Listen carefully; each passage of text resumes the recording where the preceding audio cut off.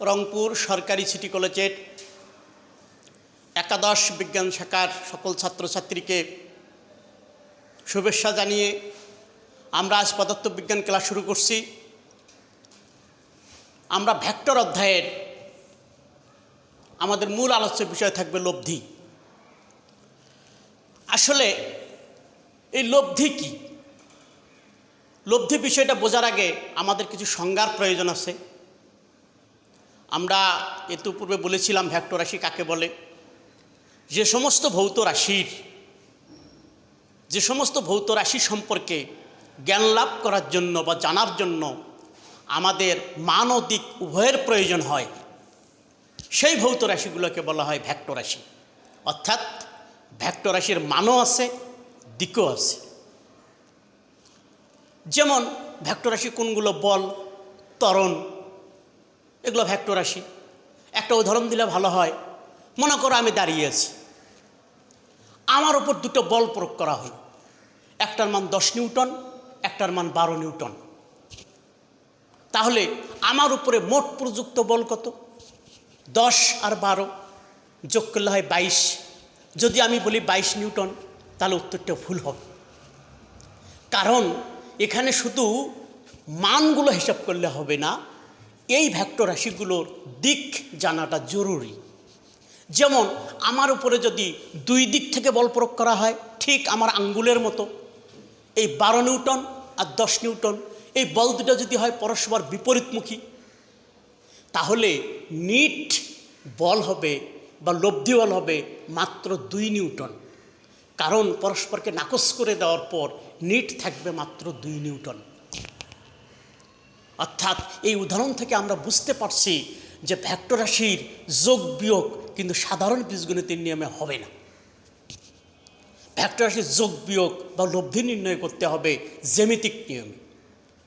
তো যাই হোক, আমরা এখন মূল আলোচ্য বিষয়ে যাই। লব্ধি কাকে বলে? লব্ধি হলো যে একাধিক ভেক্টর রাশি যোগ কিংবা বিয়োগ করলে একাধিক সমজাতীয়, এখানে সমজাতীয় কথাটা আমাদের খুব জরুরি। সমজাতীয়,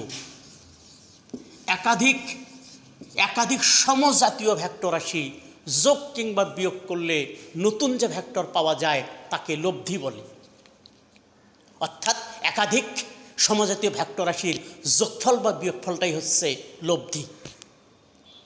যেহেতু ভেক্টর রাশির মানের সাথে দিক জড়িত থাকে, এই কারণে ভেক্টর রাশির যোগ কিংবা বিয়োগ কিংবা লব্ধি নির্ণয় সাধারণ বীজগণিতের নিয়মে হয় না, জ্যামিতিক নিয়মে করা হয়। জ্যামিতিক নিয়ম 5টি। জ্যামিতিক নিয়মগুলো হলো আমাদের 1 নম্বরে আছে সাধারণ নিয়ম, দ্বিতীয় হলো ত্রিভুজ সূত্র,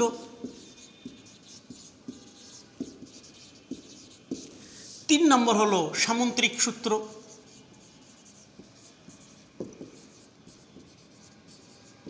চার নম্বর হচ্ছে বহুভুজ সূত্র, 5 নম্বর হলো উপাংশ নিয়ম।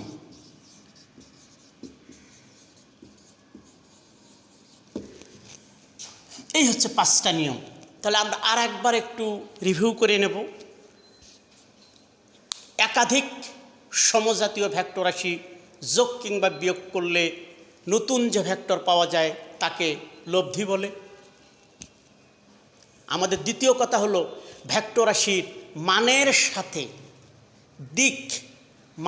সাথে দিক জড়িত থাকায় ভেক্টর রাশির যোগ বিয়োগ কিংবা লব্ধি নির্ণয় সাধারণ বীজগণিতের নিয়মে হয় না, জ্যামিতিক নিয়মে করতে হয়। জ্যামিতিক নিয়ম হচ্ছে এই 5টি: সাধারণ নিয়ম, ত্রিভুজ সূত্র, সামুদ্রিক সূত্র, বহুভুজ সূত্র এবং উপাংশ নিয়ম। তো আমরা এখানে সামুদ্রিক সূত্রটা ডিটেলস পড়ব, বাকিগুলো একবার শুনে নেব। সাধারণ নিয়ম কাকে বলে? একাধিক ভেক্টরকে বা আমরা দুইটা ভেক্টরকে যদি একই ক্রমে সূচিত করি, যেমন এইটা একটা ভেক্টর, এই বিন্দুটাকে বলা হবে শীর্ষবিন্দু, আর এটা হবে পাদবিন্দু। পাদবিন্দু। তো আমাদের এরকম দুটো ভেক্টর রাশিকে একই ক্রমে সূচিত করে এটা পি ভেক্টর, আমরা আর একটা ভেক্টর রাশি কিউ ভেক্টরকে একই ক্রমে মানে হলো দ্বিতীয় ভেক্টরটির পাদবিন্দু হবে প্রথম ভেক্টরের শীর্ষবিন্দুতে, এইরকম, এটা কিউ ভেক্টর। তাহলে এরকম দুটো ভেক্টর রাশিকে একই ক্রমে যদি সূচিত করলাম, তাহলে এই দুটো ভেক্টরের লব্ধি কোনটা হবে? প্রথম ভেক্টরের পাদবিন্দু থেকে শেষ ভেক্টরের শীর্ষবিন্দু পর্যন্ত এই সরল রেখাটাই হবে আমাদের লব্ধি আর।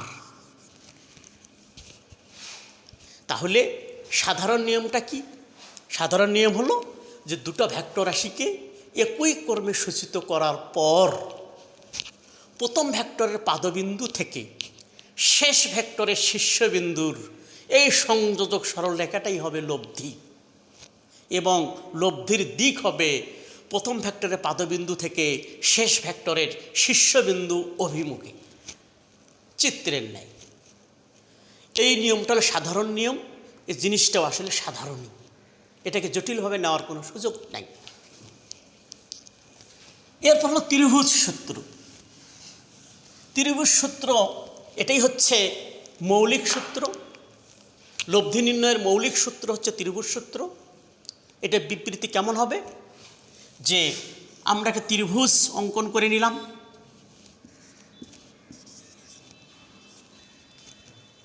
এই ত্রিভুজের যে কোনো দুটো সন্নিহিত বাহু দ্বারা দুটো ভেক্টরকে যদি আমরা সূচিত করি একই ক্রমে, যেমন ধরো এবি বরাবর আমরা পি ভেক্টরকে সূচিত করলাম, আর বিসি বরাবর কিউ ভেক্টরকে সূচিত করলাম, তাহলে এই হলো পি কিউ, এরা একই ক্রমে আছে। পি ভেক্টর যেখানে শেষ, কিউ ভেক্টর সেখানে শুরু, সুতরাং এরা একই ক্রমে আছে। তাহলে পি এবং কিউ ভেক্টর লব্ধি কোনটা হবে? পি এবং কিউ ভেক্টরের লব্ধি হবে ত্রিভুজের তৃতীয় বাহুটি বিপরীত ক্রমে। তাহলে তৃতীয় বাহুটি বিপরীত ক্রমে সেটা কীরকম? যে আমরা যদি এবি বিসি একই ক্রমে, এবি বিসি একই ক্রমে, যদি আমি এই দিকে আঙ্গুল উঠাই তাহলে এটাও হবে একই ক্রমে, কিন্তু সূত্রে বলা হচ্ছে বিপরীত ক্রমে। সুতরাং পি এবং কিউ ভেক্টরের লব্ধি হবে তৃতীয় বাহু দ্বারা বিপরীত ক্রমে, জাস্ট এরকম। তাহলে আমাদের বর্ণনা বা বিবৃতি হলো, আমরা একটা ত্রিভুজের যে কোনো দুটো বাহু দ্বারা যদি দুটো ভেক্টর রাশিকে একই ক্রমে সূচিত করি, দুটো ভেক্টর রাশিকে দুটো বাহু দ্বারা একই ক্রমে সূচিত করলাম, একই ক্রমে এই একই ক্রমে যদি সূচিত করি, তাহলে তৃতীয় বাহুটি, ত্রিভুজের তৃতীয় বাহুটি বিপরীত ক্রমে এই ভেক্টরদ্বয়ের লব্ধির মান এবং দিক নির্দেশ করবে। আমরা যদি এটাকে পি কিউ আর বাদ দিয়েও হিসাব করতে চাই, তাহলে আমাদের ফলাফলটা হবে এরকম: এ বি প্লাস বিসি সমান সমান এ বি বিসি একই ক্রমে, এ বি বিসি দুটো একই ক্রমে, তৃতীয়টা হবে বিপরীত ক্রমে, অর্থাৎ এইটা এ বি বিসি সমান সমান এসি। আমরা ইচ্ছা করলে এসিটাকে বাম পাশে আনতেও পারি, তাহলে কি দাঁড়াবে? A B plus BC minus AC equal to 0। এখানে মাইনাস আছে, আমরা এখানে কিছু ম্যাথমেটিক্যাল কাজ করে নিতে পারি। সেটা কী রকম? এ বি প্লাস বিসি মাইনাস আবার একটা মাইনাস সি এ দিলাম সমান সমান 0। আমরা একটা ভেক্টরকে যদি উল্টায় দেই তাহলে একটা মাইনাস চিহ্ন আসবে, 2 মাইনাসে প্লাস হয়ে যাবে, 2 মাইনাসে প্লাস হয়ে যায়, তাহলে আমরা ফাইনালি পেয়ে যাচ্ছি, ত্রিভুজ সূত্রটা আমরা ফাইনালি পেয়ে যাব A B plus BC plus C equal to 0। এই হচ্ছে আমাদের লব্ধি নির্ণয়ের ত্রিভুজ সূত্র। এটি হচ্ছে লব্ধি নির্ণয়ের মৌলিক সূত্র। আমরা এরপরে আমাদের খুবই গুরুত্বপূর্ণ যেটা, সেটাতে আমরা আসব সামন্তরিক সূত্র। লব্ধি নির্ণয়ের সামন্তরিক সূত্র। সামন্তরিক সূত্র হলো যে দুটো ভেক্টর রাশিকে যদি আমরা একটা সামন্তরিকের দুটো সন্নিহিত বাহু দ্বারা সূচিত করি, দুটো ভেক্টর রাশিকে একটা সামন্তরিকের দুটো সন্নিহিত বাহু দ্বারা যদি সূচিত করি, এই যে দুটো ভেক্টর রাশি, এই ভেক্টর রাশি দুটোকে সামন্তরিকের দুটো সন্নিহিত বাহু দ্বারা সূচিত যদি করলাম, তাহলে এই ভেক্টর দ্বয়ের লব্ধি হবে ওই সামন্তরিকের কর্ণ, বা কর্ণটাই হবে এই ভেক্টর দ্বয়ের লব্ধি। আমরা চিত্রে সেটা একটু দেখব।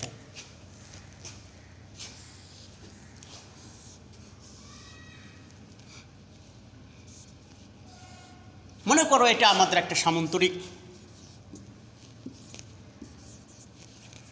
এই সামন্তরিকের সন্নিহিত দুটো বাহু, একটা হচ্ছে ওএ আর একটা ওবি। ওএ বাহুকে আমরা পি ভেক্টর এবং ওবি বাহুকে আমরা কিউ ভেক্টর দ্বারা সূচিত করলাম।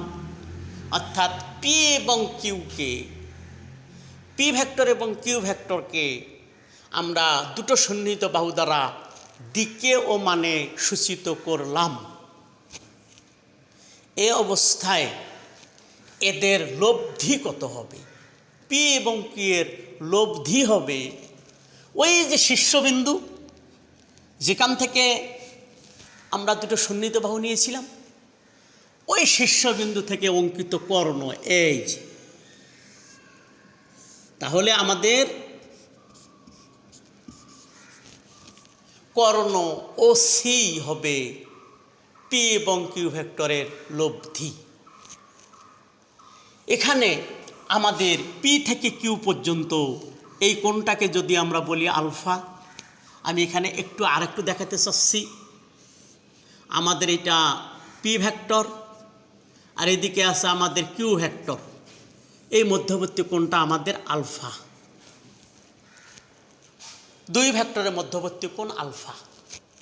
দুই ভেক্টরের মধ্যবর্তী কোণ যদি আলফা হয়, তাহলে সামন্তরিক সূত্র অনুসারে লব্ধির মান হবে আর সমান সমান √/p² plus q² plus 2pq cos alpha.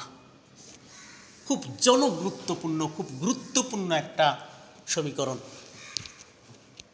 এখন পি এর মান যদি হয়, ধরে নিলাম পি এর মান যদি হয় 10 নিউটন, কিউ এর মান যদি হয় 8 নিউটন, সে আলফা যদি হয় 60 ডিগ্রি, তার লব্ধি কত হবে? তাহলে আমরা সমীকরণে যদি বসাই, তাহলে আমরা লব্ধির মান পেয়ে যাব। তাহলে হবে 10² 8² 2 × 10 × 8 cos 60 ডিগ্রি। এই সমীকরণটা লাগবেই। আমি পরামর্শ দেবো স্টুডেন্টদেরকে, তোমরা এই সমীকরণটা বারবার লিখে চর্চা করবে। এছাড়াও এই হলো আমাদের লব্ধির মান। এখন আমরা লব্ধির দিক কোন দিকে হবে? লব্ধির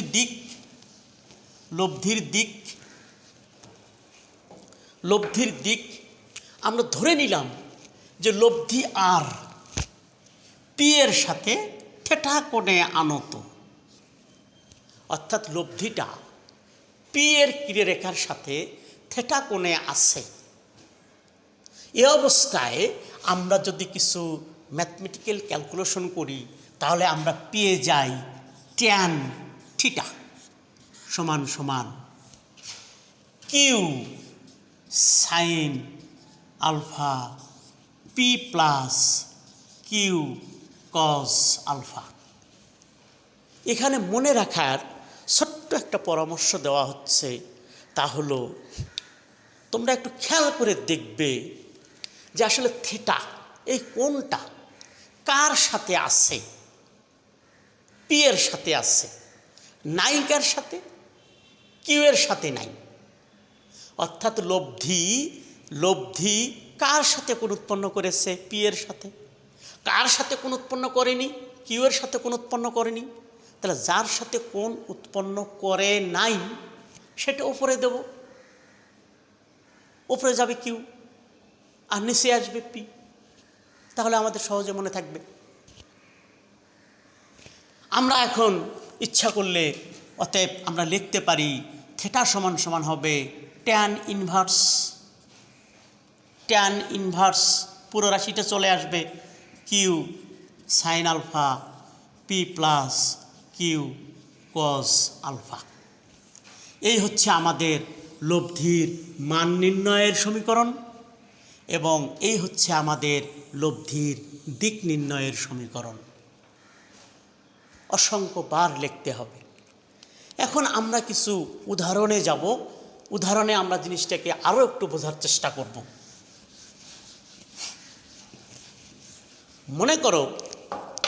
মনে করো এটা একটা বস্তু। এই বস্তুর ভর 100 কেজি। 100 কেজি ভরের একটা বস্তু। এই 100 কেজি ভরের একটা বস্তুকে দুইজন শ্রমিক চিত্রের ন্যায় বল প্রয়োগ করে টানছে। একজন শ্রমিকের প্রযুক্ত বল পি সমান সমান ধরে নিলাম 10 নিউটন, আর একজন শ্রমিকের প্রযুক্ত বল কিউ সমান সমান 8 নিউটন। এদের মধ্যবর্তী কোণ 60 ডিগ্রি। তাহলে এই বস্তুটার ত্বরণ কত বা এই বস্তুটার উপরে প্রযুক্ত নিট বা মোট বল কত, অর্থাৎ লব্ধি বল কত? তাহলে আমরা এটা কীভাবে করব? আমাদের সূত্র একটাই, সেটা হলো দ্যাট ইজ আমরা পি এর স্থলে আমরা 10 পুট করব plus 8 square plus 2 into 10 into 8 into cos 60 degree. এভাবে আফটার ক্যালকুলেশন আমরা কিন্তু একটা মান পেয়ে যাব। এটাই হবে নিট বল বা প্রযুক্ত বল, মোট বল বা লব্ধি বল। দেখো এই মানটা কিন্তু 10, 8, 18 হবে না, 10, 8, 18 হবে না, মাঝামাঝি কোনো একটা কিছু হবে। লব্ধির দিক বের করবো কিভাবে? আমরা এখানে লিখে নেব এই যে লব্ধি, আর আমরা ধরে নেব যে লব্ধি পি এর সাথে থিটা কোণ উৎপন্ন করে। তারপর আমাদের পূর্ববর্তী সমীকরণে আমরা মানগুলো বসাবো, থিটার একটা মান পেয়ে যাব। থিটার মানটাই আসলে লব্ধির দিক নির্দেশ করবে। আমরা এখানে কিছু নোট পড়ার চেষ্টা করি একটু। এভাবে আমরা যে কোনো গাণিতিক সমস্যার সমাধান করতে পারবো। আমরা একটু নোট করার চেষ্টা করব। নোট 1, মনে করো এই বস্তুর উপরে দুটো বল ক্রিয়াশীল। দুটো বল কিন্তু একই দিকে।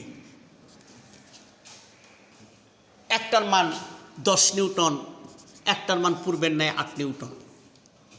উভয় বল একই দিকে। তাহলে এই জায়গায় আলফা ইকুয়াল টু কত? 0 ডিগ্রি। তাহলে আমাদের লব্ধির মান কত হবে? এই সমীকরণ অনুসারে আমাদের লব্ধির মান হবে, আমরা যদি বসাই তাহলে 10 square plus 8 square plus 2 into 10 into 8 into cos 0 degree. আমরা জানি কস 0 ডিগ্রি মান 1। তাহলে 1 যদি হয় তাহলে আমাদের ফলাফল আসবে, আমরা ক্যালকুলেশনের পর আমরা আসলে এটা পাবো 18 নিউটন। এটাই হচ্ছে লব্ধির সর্বোচ্চ মান। এটাই হচ্ছে লব্ধির সর্বোচ্চ মান।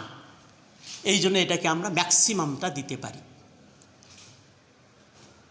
আমি একটু পূর্বের লেকচারে একটু নিয়ে যাচ্ছি, একটু দয়া করে একটু মনোযোগ দিয়ে দেখো তো বাবা।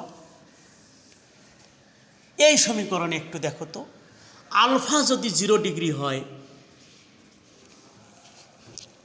তাহলে এইটুকুর মান হচ্ছে 1, এইটুকুর মান হচ্ছে 1, 1 দিয়ে গুণ করলে 1ই থাকে, তার মানে এইটুকু থাকতেছে এই। তাহলে কি দাঁড়াচ্ছে? P square Q square plus 2pq। এটা কিন্তু অনেকটাই A square plus 2ab plus B স্কোয়ারের মতো। তাহলে আমরা এটুকুর পরিবর্তে কিন্তু অনায়াসে লিখতে পারি P plus Q whole square. আমরা রুটের স্কোয়ারে যদি রিমুভ করি তাহলে থাকবে পি প্লাস কিউ। তাহলে এইটাই হচ্ছে লব্ধির সর্বোচ্চ মান। তাহলে এখানে ছোট্ট ছোট্ট 3টা কথা হলো, লব্ধির মান কখন সর্বোচ্চ হয় এবং লব্ধির সে সর্বোচ্চ মান কত। দুটো ভেক্টর রাশি যদি একই দিকে ক্রিয়া করে, অর্থাৎ ভেক্টর দ্বয়ের মধ্যবর্তী কোণ যদি 0 ডিগ্রি হয়, তাহলে লব্ধির মান হয় সর্বোচ্চ। লব্ধির এই সর্বোচ্চ মান ভেক্টর রাশিদ্বয়ের মানের যোগফলের সমান। তা লব্ধির সর্বোচ্চ মান ভেক্টর রাশিদ্বয়ের মানের যোগফলের সমান, অর্থাৎ আর ম্যাক্সিমাম সমান সমান হচ্ছে পি প্লাস কিউ। ওই নিয়ম ব্যবহার করেও আমরা একবারে 10, 8, 18 লিখতে পারি। এটা গেল আমাদের 1 নম্বর কথা। এরপর আমরা আর একটা চিত্র যদি দেখার চেষ্টা করি, মনে করো সেই জায়গাতে ভেক্টর দ্বয় বিপরীত মুখে ক্রিয়াশীল। 2 নম্বর আমাদের এটা 2 নম্বর। ভেক্টর দ্বয় বিপরীত মুখে, একটা ভেক্টর যদি হয় উত্তর দিকে, আর একটা ভেক্টর একই রেখা বরাবর দক্ষিণ দিকে, তাহলে এই 2 ভেক্টরের মধ্যবর্তী কোণ কত? এই 2 ভেক্টরের মধ্যবর্তী কোণ আলফা ইকুয়াল টু কিন্তু 180 ডিগ্রি। তাহলে এই অবস্থায় লব্ধি কত হবে? আমরা যদি আবার এই সমীকরণে যাওয়ার চেষ্টা করি, আমরা যদি ওই সমীকরণে আবার একটু ফিরে যাই, আমাদের কিন্তু এখানে কিন্তু আমাদের ছিল কজ আলফা। তাহলে আলফার পরিবর্তে যদি 180 ডিগ্রি বসানো হয়, কজ 180 ডিগ্রি মানে হচ্ছে -1, এইটুকুর মান হচ্ছে -1। তাহলে আমাদের এখানে -1 দিয়ে গুণ করলে এখানে একটা মাইনাস চলে আসবে। তাহলে আমাদের সূত্রটা দাঁড়াবে √p - q হোল স্কোয়ার। যদি আমরা রিমুভ করি তাহলে আমাদের দাঁড়াবে p - q। যদি আমরা বিয়োগ চিহ্ন দেই তাহলে p বড় বোঝাবে। অনেক সময় p বড় নাও হতে পারে, q বড় হতে পারে। সেজন্য আমরা সরাসরি বিয়োগ চিহ্ন ব্যবহার না করে আমরা এখানে পার্থক্য সূচক চিহ্ন ব্যবহার করে থাকি। তাহলে এটাই হবে লব্ধির সর্বনিম্ন মান, মিনিমাম। তার লব্ধির সর্বনিম্ন মান কত এবং কখন? দুটো ভেক্টর রাশি যদি বিপরীত দিক থেকে ক্রিয়া করে, অর্থাৎ দুটো ভেক্টরের মধ্যবর্তী কোণ যদি 180 ডিগ্রি হয়, 180 ডিগ্রি যদি হয়, তাহলে লব্ধির মান হয় সর্বনিম্ন। লব্ধির এই সর্বনিম্ন মান ভেক্টর রাশি দ্বয়ের মানের বিয়োগফলের সমান। আবারও বলি, দুটো ভেক্টর রাশি যদি বিপরীত দিক থেকে ক্রিয়া করে, অর্থাৎ তাদের মধ্যবর্তী কোণ যদি হয় 180 ডিগ্রি, তাহলে লব্ধির মান হয় সর্বনিম্ন এবং লব্ধির এই সর্বনিম্ন মান হচ্ছে ভেক্টর রাশি দ্বয়ের মানের বিয়োগফলের সমান। তাহলে আমাদের লব্ধির সর্বোচ্চ মান এখানে ছিল, সর্বোচ্চ মান ছিল আমাদের উদাহরণে 18 নিউটন এবং দ্বিতীয় উদাহরণে লব্ধির সর্বনিম্ন মান আমরা পেলাম 10 - 8 2 নিউটন। তাহলে এখন একটা উদাহরণ দেওয়া হবে, যে উদাহরণটা আমি স্টুডেন্টদের কাছ থেকে আনসারটা পেতে চাই। আমার বিশ্বাস স্টুডেন্টরা পারবে। মনে করো একটা এমসিকিউ,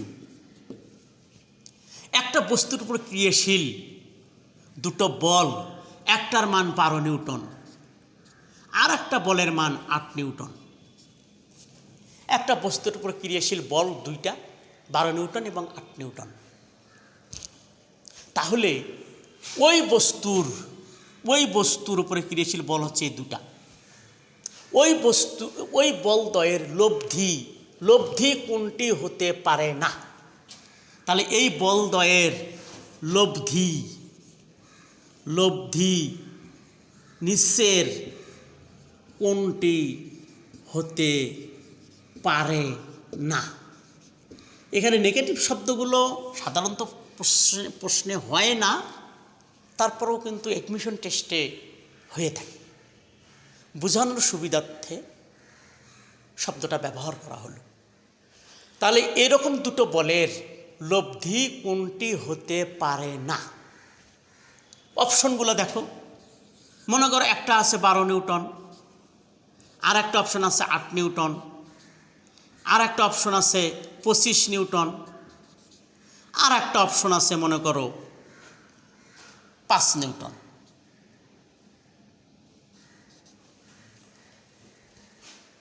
আমি বোঝানোর সুবিধার্থে আরও একটা অপশন দিলাম। আমরা জানি 4টার বেশি অপশন থাকে না, কিন্তু আমি আরও একটা অপশন দিয়ে রাখলাম।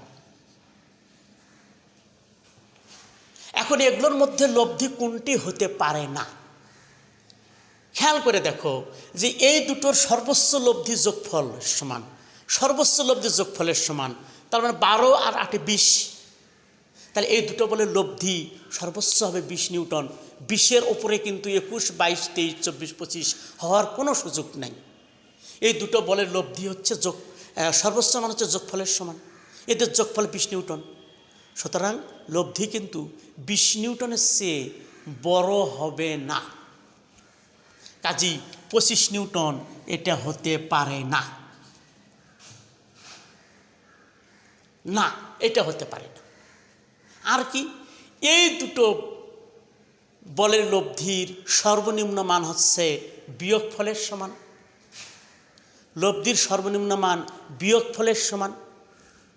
এদের বিয়োগফল হচ্ছে 12 বিয়োগ 8, 4 নিউটন। সুতরাং এদের লব্ধির সর্বনিম্ন মান 4 নিউটন। লব্ধি কখনো 4 নিউটনের চেয়েও ছোট হওয়ার সুযোগ নেই। কাজেই এরকম কোনো অপশন থাকলে সেটাও হবে না। তাহলে এটা লব্ধি, এটা হতে পারে, এটা হতে পারে, 500 হতে পারে, কিন্তু এদের যোগফল হচ্ছে 20, 20-এর চেয়ে বেশিও হবে না, আবার এদের বিয়োগফল হচ্ছে 4, 4-এর চেয়ে কমও হবে না। মাঝখানে যে কোনোটাই হতে পারে। কোনটা হবে তা নির্ভর করবে এই দুটো বলের দিকের উপর। তাহলে আমরা এই উদাহরণ থেকে দেখলাম লব্ধির সর্বোচ্চ মান যোগফলের সমান, সর্বনিম্ন মান বিয়োগফলের সমান। লব্ধির মান সর্বনিম্ন মানের চেয়ে কম হতে পারে না, আবার লব্ধির মান সর্বোচ্চ মানের চেয়েও বেশি হতে পারে না। মাঝামাঝি যে কোনোটাই হতে পারে। এবার আমরা আর একটা নোট দেব। নোট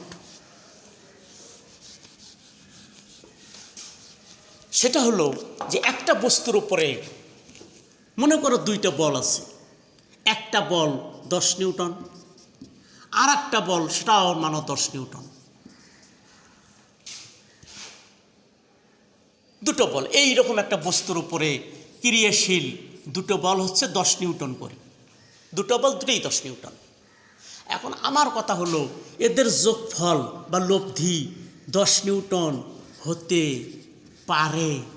পারে কি? একটা বস্তুর উপর ক্রিয়াশীল দুটো বল হচ্ছে 10 নিউটন করে। এই দুটো বলের লব্ধি 10 নিউটনই হতে পারে নাকি? আমার উপরে দুটো বল, আমার দুইজন বন্ধু দুই দিক থেকে বল প্রয়োগ করছে 10 নিউটন 10 নিউটন করে, তো আমার উপরে প্রযুক্ত লব্ধি বলটাও কি 10 নিউটন হতে পারে? এটা কি সম্ভব? এখন উত্তর হলো সম্ভব, কারণ এটা ভেক্টর রাশি, এদের যোগ বিয়োগ তো সাধারণ বীজগণিতের নেমে চিন্তা করা যাবে না। এই দুটো বলের লব্ধির সর্বোচ্চ মান হচ্ছে 20 নিউটন আর সর্বনিম্ন মান হচ্ছে 0 নিউটন। সুতরাং এই দুটো বলের লব্ধি 0 নিউটন থেকে শুরু করে 20 নিউটন পর্যন্ত যে কোনোটাই তো হতে পারে। 0 নিউটন থেকে 20 নিউটন পর্যন্ত যে কোনোটাই হওয়ার সুযোগ আছে, কাজেই লব্ধি 10 নিউটন হতেই পারে। আমরা সেটা ম্যাথমেটিক্যালি দেখাতে পারি কেমনে? এই যে দেখো, আমরা এই সমীকরণটাতে আমাদের এখানে এটা আলফা ছিল, আমরা যদি উভয় পক্ষকে বর্গ করি তাহলে আমরা পাবো P square Q square plus 2pq cos alpha. এখন আমরা আর এর মান বসাবো 10 স্কোয়ার, ধরে নিলাম লব্ধি 10ই, 10 square plus 2 into 10 into cos alpha. আমরা যদি ক্যালকুলেশন করি, আফটার ক্যালকুলেশন আমরা আলফার মান পাবো 120 ডিগ্রি। এটা একটা ম্যাজিক নাম্বার। তাহলে অর্থাৎ দুটো বল সমমানের দুটো বল 10 নিউটন 10 নিউটন করে, এদের মধ্যবর্তী কোণ যদি 120 ডিগ্রি হয় তাহলে লব্ধির মানও হবে 10 নিউটন, অর্থাৎ 10 10 10 120। দুটো ভেক্টরের মান প্রত্যেকের মান 10 নিউটন করে, এদের মধ্যবর্তী কোণ যদি হয় 120 ডিগ্রি, অর্থাৎ এরা যদি পরস্পরকে 120 ডিগ্রি কোণে ক্রিয়া করে তার লব্ধির মানও হবে 10 নিউটন। অর্থাৎ পি সমান সমান কিউ সমান সমান আর, এটা সম্ভব যখন আলফা ইকুয়াল টু 120 ডিগ্রি। আমরা এমসিকিউতে এই ধরনের প্রশ্ন করে থাকি যে পি কিউ আর সমান, এটা কখন সম্ভব, কখন এটা সম্ভব, এটা কখন হবে? যদি তাদের ভেক্টরদের মধ্যবর্তী কোণ যদি হয় 120 ডিগ্রি। আমরা লব্ধি নিয়ে আলোচনা করলাম। সর্বশেষ আমার একটা কথা হলো যে এই লব্ধি বাড়ানোর উপায় কি? মনে করো দুজন শ্রমিক একটা বস্তুকে টানার চেষ্টা করছে, শ্রমিক মধ্যবর্তী কোণ আলফা। ওই শ্রমিককে আমরা কি পরামর্শ দেব বা কি কৌশল অবলম্বন করলে তারা একই পরিমাণ বল প্রয়োগ করে সহজে বস্তুটিকে নিয়ে যেতে পারবে? এক কথায় লব্ধির মান বাড়ানোর উপায় কি? এই সমীকরণ থেকে স্পষ্টত যে পি কিউ ঠিক থাকলেও লব্ধির মান নির্ভর করবে কজ আলফায়ের উপর, অর্থাৎ এই মধ্যবর্তী কোণের উপর। লব্ধির মান নির্ভর করবে মধ্যবর্তী কোণ আলফায়ের উপর। আলফা যত ছোট হবে কজ আলফায়ের মান তত বেড়ে যাবে, আর কজ আলফা বাড়লে লব্ধিও বাড়বে। এক কথায় সোজা কথা, লব্ধি বাড়ানোর উপায় হলো মধ্যবর্তী কোণ আলফা কমাতে হবে। মধ্যবর্তী কোণের মান যত কমাতে পারবো লব্ধির মান তত বেড়ে যাবে। তাহলে আমরা শ্রমিকদেরকে পরামর্শ দেব যে আপনারা যতটা সম্ভব কাছাকাছি চলে আসেন, অর্থাৎ একই দিকে টানেন। একই দিকে টানলে কি হবে? আলফার মান হবে 0 ডিগ্রি এবং তখন লব্ধির মান হবে সর্বোচ্চ। তাহলে আজকে আমরা এখানে শেষ করছি। আগামী দিন আমরা ভেক্টর গুণফল নিয়ে আলোচনা করব। এখানে একটু বলে রাখি, সর্বশেষ কথা, আমরা দেখলাম যে লব্ধি নির্ণয় করার জন্য বা যোগ বা বিয়োগ করার জন্য ভেক্টরগুলোকে সমজাতীয় হতে হয়। আমরা আগামী দিন গুণ করব। গুণ করার জন্য ভেক্টরগুলো সমজাতীয় হওয়ার কোনো প্রয়োজন নাই। তোমরা সবাই ভালো থেকো, সুস্থ থেকো এবং স্বাস্থ্যবিধি মেনে চলো।